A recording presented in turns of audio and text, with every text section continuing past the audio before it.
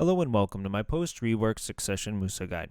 In this video, I'm going to explain how I have found success in both PvE and PvP using Succession Musa. I will cover my skills and add-ons as well as my damage rotation, PvP catches, and movement combos. Timestamps will be listed in the description for those that would like to skip ahead. So to jump straight into it, Succession Musa needs about 2k skill points for a completed build. If you're a little short on points, consider unlearning Whirlwind Cut as well as leaving Prime Divider at level 1. For our rabams, you're going to need Musa's Spirit, Quick Shot, and Storm Slash.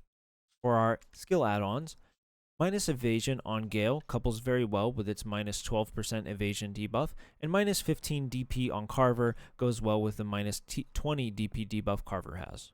Retaliation is a T3 add-on, so putting two big buffs on that.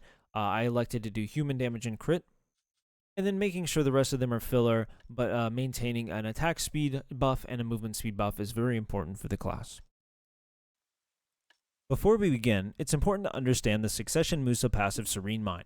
This passive allows us to use certain skills while they're on cooldown at the cost of consuming the passive, 100 stamina, reducing the damage, and locking our stamina regeneration for the duration of the skill. The 4 skills that can utilize this passive are Prime Gale, Prime Blooming, Rising Storm Blaze, and Prime Crust Crusher. Please note, at the making of the video, both the skill description and buff description are incorrect. The passive is generated by landing a large portion of our abilities such as Dragon Bite, FBT, Divider, and many others. Additionally, it can be obtained through non-hitting abilities such as Musa Spirit and our Rabam Heal. The pre-buff abilities are great to generate the passive before initiating, allowing for additional utility and options. When using the passive, I typically use it to cast Prime Gale or Prime Blooming. Rising Storm Blaze is typically used in very niche PvP situations, and I very rarely use the passive to cast Prime Crust Crusher at any point. In this video, we're going to be focusing on the 2 prime abilities, Blooming and Gale. Blooming is a self-explanatory ability. You cast it by consuming the passive, the damage is good, and has a wide range of damage. While it is unprotected, it is great for large packs of mobs, and its high accuracy make it very strong in PvP as well.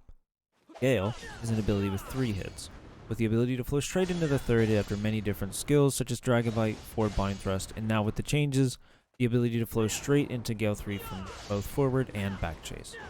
This could be considered the proper usage of Gale, and full casting the ability is typically not ideal for both stamina management and DPS. You should consider in most situations if you're using this first and second hit of Gale, it is probably incorrect. It's also important to discuss another ability that was drastically changed in the rework, Prime Cyclone Slash. This ability has a melee and ranged damage attack, which stack when your target is in melee range. It flows after many different abilities such as Whirlwind Cut Cyclone, Rising Storm, Blind Slash, Carver, and Prime Gale.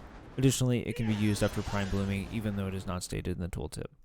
This ability, which also grants your passive off cooldown, is considered the bread and butter in Musa Succession Gale combos, and it could be perceived that the goal of Succession Musa is to cast as many Cyclone Slashes as possible in a single combo. We're going to be doing this by utilizing the passive to spam Gale 3, flowing directly into Cyclone Slash, immediately following it up with another ability to generate the passive, and then repeating the cycle.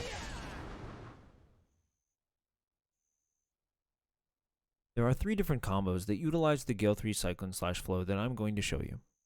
Which combo used is dependent on the starting ability that granted the passive. While there are different variations, the main combo goes as follows: ability that grants passive, into Gale 3, into Cyclone Slash, and then repeat. There are different variations of this dependent on the skill used, but for abilities like Dragon Bite and Backstep Slash, you will use ability Gale 3 Cyclone Slash. For abilities like Divider and Retaliation that don't let you cancel straight into Gale 3, you're going to use ability Back Chase, Gale 3 Cyclone Slash. For abilities like Carver and Blind Slash, you're going to utilize ability Cyclone Slash, Back Chase, Gale 3 Cyclone Slash. That is because these abilities already have Cyclone Slash as a flow. I'll now show you each one on screen.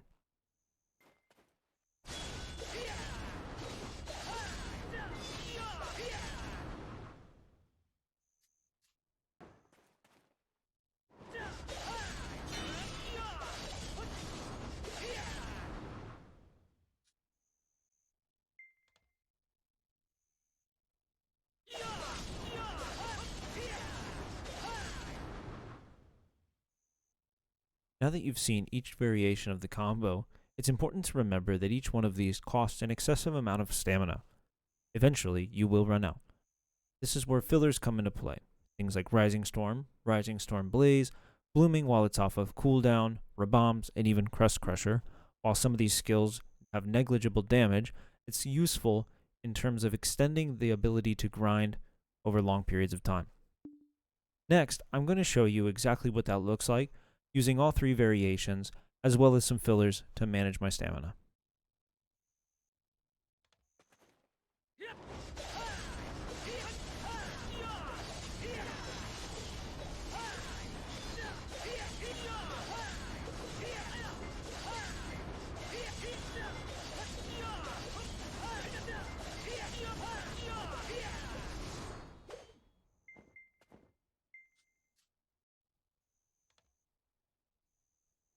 Gale 3 has other applications in PvP as well.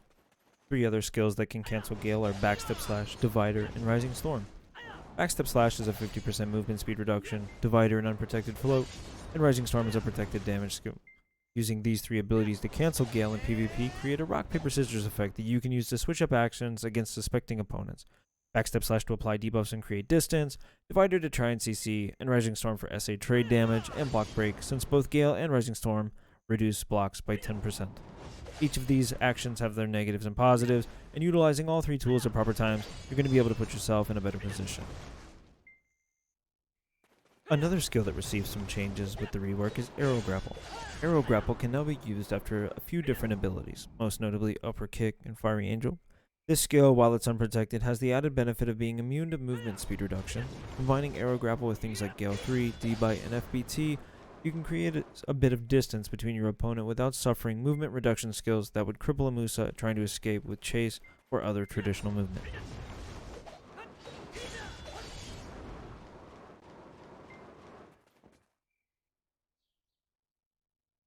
In closing, if you were to compare Succession Musa to its Awakening counterpart, Awakening is still favored in large scale and PvE content due to its easy combos, low cooldowns, and heavy protections. While Succession PvE is good, it is a lot of inputs and it's quite sweaty. Where Succession beats Awakening is in a small scale in 1v1. It has really quick CC catches. While they're unprotected, they can be cancelled and float into other abilities. All in, it makes things like Carver very good at catching grab classes and getting behind frontals. Overall, I think it's a fun class. It's much more ratty. And it's fun in all forms of PvP. The combos are rewarding, super fun to speed up your cancels and see how fast you can go. But yeah, if you have any other questions, feel free to message me on the Discord or consider joining the Musa Mewa class Discord. There are a bunch of other Succession Musas out there able to answer any and all questions related to the class.